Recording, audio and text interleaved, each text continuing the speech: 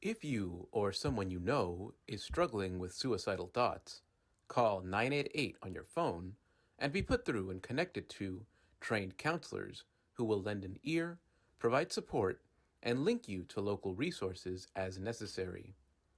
Alternatively, visit 988lifeline.org for helpful links and additional information. Please don't struggle in silence.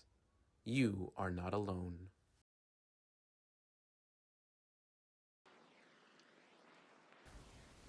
Imagine for a moment you're the lead detective in a missing persons case. All you have to go on is this person's name and their residence. You're given access to their apartment to search for any details that may be detrimental to their safe return. Upon entry, you find a lanyard with a Walmart badge attached to it, hanging from a key hook by the door. Walk in a little further, and on the coffee table is an envelope that is stamped urgent. By the envelope are a number of used lotto scratchers. You open the utility closet and are met with a tower of brand new PlayStations. You count 10. You unfold a paper that was taped to one of the boxes. There's a list of 10 names and numbers. 6 of the 10 names are crossed out in red ink. Pause. Already, based on these visuals alone, you can surmise that the missing person, 1, worked at or used to work for Walmart. 2, they're indebted to someone. And 3, there's about $6,800 worth of gaming consoles in their closet with a list of possible recipients, all before a single word is uttered. This is Beyond the Frame, Props, the Visual Storytellers. Okay, so I know nobody's banging down the door for these, but for the purposes of educational commentary regarding how these fan edits on the channel come to be, I find them an essential component to the channel.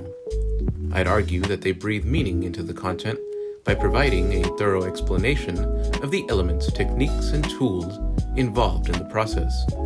So ready or not, here goes. I discussed the process of writing a fan edit in a previous segment, building a new story around existing content and filling in the blanks by various means of exposition, like newspaper articles, television news segments, text message conversations, and the like. These are what I would consider to be the pillars of storytelling in the Bat Tracy fan edit world. And as things tend to go around here, narrative is scarce, so it's imperative to my efforts that I exposit information any way I can. While the pillars of storytelling are generally used to advance the plot, props can be used to reinforce story beats previously introduced or suggest new possibilities for the story going forward, allowing the audience to put on their detective badge and ponder the significance of what they're being allowed to see. Take the fan edit Hoodwinked as a prime example of how well-placed props can spur interest in past and future story beats within these Bat Tracy fan edits. Following her strong-armed interrogation of Gus Mulvane, Batgirl races towards the address he provides in hopes of finding Paola Gomez in one piece. I won't bore you with every detail, but suffice to say he's already waiting for Batgirl upon her arrival. Upon his desk is a folder with a picture of the Crimson Shadow on it, as well as minor details regarding her capture. Directly below that is her molded red mask and a cataloging card. Now, while it has been several episodes since we've last seen the Crimson Shadow, that doesn't mean her story is over. These props, I would hope, reinvigorate an interest in this minor character and encourage the audience to ask themselves what indeed did happen to her, and how does her story connect to Gus Mulvane and Stealth. By comparison, and I hate to be critical of Tracy Jordan, but being the stickler for detail that I am, and given the subject matter of this commentary, this bears mentioning. While very much an opinionated statement, I feel there is a disappointing lack of effort in the content she puts forth in terms of narrative, plot, and for the purposes of this segment, props. Granted, her content isn't exactly geared towards telling a cohesive story, as much as it is geared towards stimulating the innate carnal senses of thirsty viewers, myself included. Still, efforts are made from time to time. So let's take a look at one glaring example of a prop that could have offered so much more. Due to the graphic nature of this content, I cannot show you every single frame. So I will do my best to show you what I can, while detailing the rest to the best of my ability. It starts with Batgirl visiting the home of a Dr. Griffin, who has invented a formula capable of turning a person invisible. A pretty heavy premise for a relatively basic fetish video. Throughout the course of the video, Batgirl is stripped of her uniform, piece by piece, by this invisible entity, until her voluptuous, tender body is completely exposed. In the middle of this mayhem, Batgirl reaches off-screen for what she refers to as the Doctor's notebook.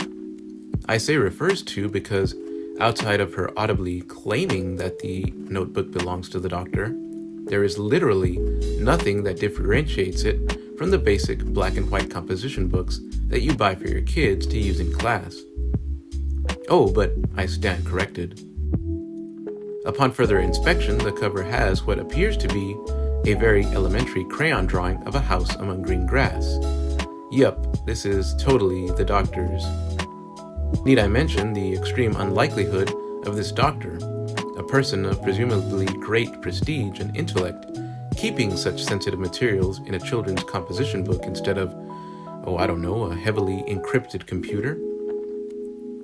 But I get it. It's easier to spot a composition book off-screen among the clutter of a kitchen table, reach for it and say, aha, this is his notebook.